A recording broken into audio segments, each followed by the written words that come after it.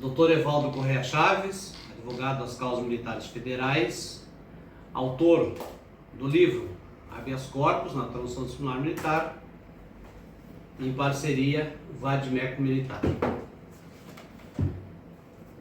Muitas pessoas estão mandando mensagens questionando sobre a reforma militar dos temporários, porque a lei 13.954 ela alterou profundamente os estatutos militares, entre outras leis, lei da pensão também militar.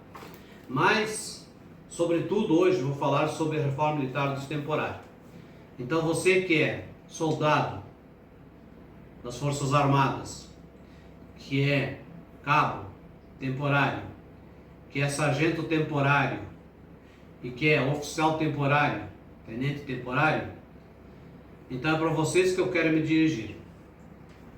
Essa nova lei, a 13.954, ela traz uma alteração profunda em relação à reforma militar, ou seja, a aposentadoria dos militares, o direito de aposentadoria dos militares, quando sofrem um acidente de serviço ou doença, moléstia ou enfermidade com relação de causa e efeito de serviço. Agora, pela nova lei, exige a invalidade, isto é, impossibilidade total para qualquer trabalho. Então, para que você tenha direito à reforma, você tem que estar inválido. Enquanto que o pessoal da carreira não, continua a simples incapacidade. Então, eu vou citar alguns exemplos para vocês verem que essa lei, ela fere o princípio da isonomia. Então, ela é irregular. Foi modificado o artigo 104, tá? Que trata da reforma. Então, se você tem curiosidade de ir lá na internet, procura no Google, Lei 6.880, Estatuto Militares, que você vai ver lá que o artigo 104 e seguintes foi alterado. Eu vou trazer para o lado prático da coisa para ver que essa lei, essa mudança, essa alteração na Lei 6.880, Estatutos Militares, ela é absolutamente irregular. Você imagina um tenente de carreira e um tenente temporário, os dois juntos indo montar uma pista de tiro real. Vamos fazer para você entender melhor. Lançamento de granadas. No momento exato, os dois, o temporário de carreira, tenente de carreira, tenente temporário, explodem uma granada que não tem culpa, não é culpa deles, é culpa da fabricação da granada. E decepa os dedos de um e decepa os dedos do outro. Isso não dá invalidade, só dá incapacidade.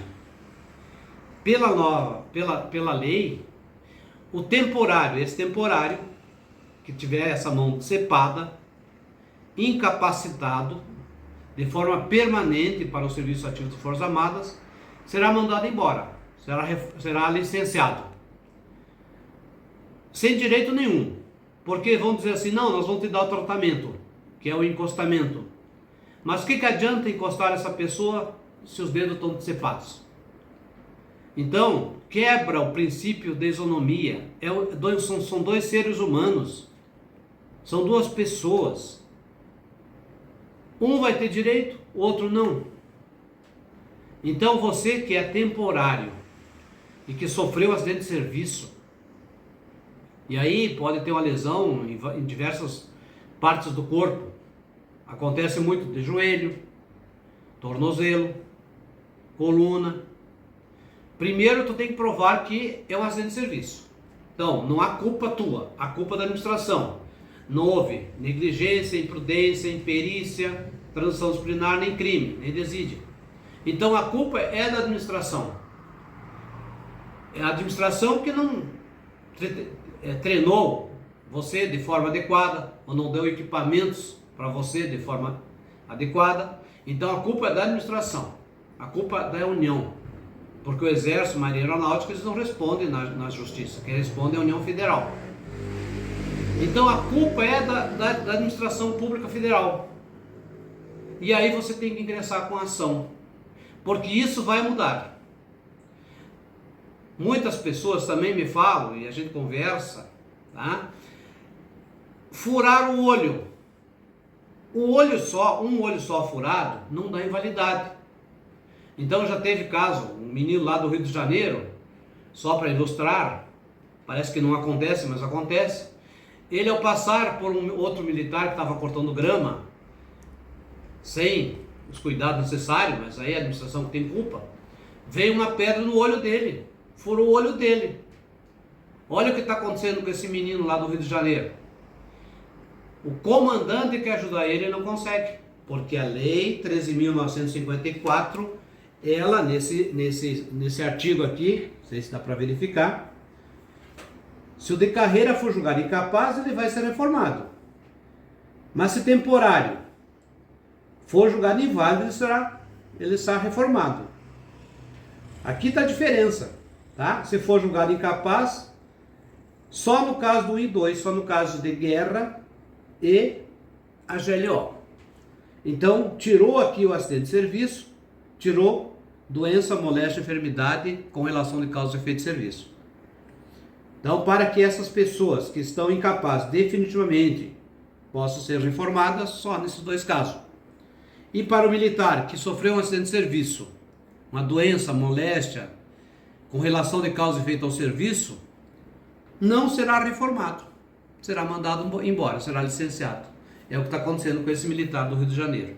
Então, o que eu te aconselho, você que está nessa situação, ou que conhece um amigo que está na situação, teu colega lá do serviço, diga para ele procurar um bom advogado.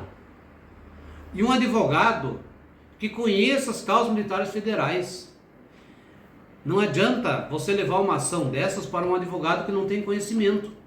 Vai ter fases do processo que ele não vai saber fazer.